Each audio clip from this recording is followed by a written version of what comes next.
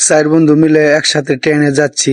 চারজন যেহেতু একসাথে আছি বন্ধু, কিছু দুষ্টামি হয়। দুষ্টামি শুরু হলো, এর মাঝে এক বন্ধু ট্রেনের চেন টেনে ধরলো। তো চেন টানা মানে জরিমানা, 4,000 টাকা জরিমানা। 4,000 টাকা জরিমানা দিতে হবে।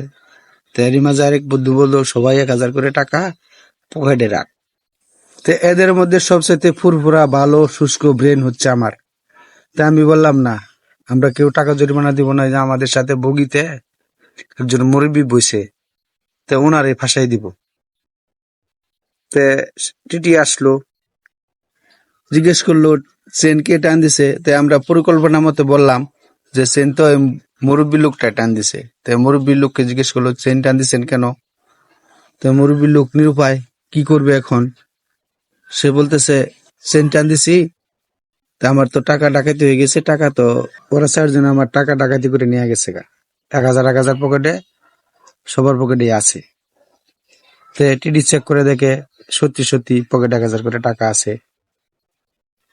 তো টিটি চলে যাওয়ার পর ওই বুড়া লোকটা বলতেছে, দেখো বলা পান, দাড়ি তো এমনি এমনি পাকে নাই। আপনারা তো বুঝতে পারলেন আমার ব্রেনটা কত ফুরফুরা।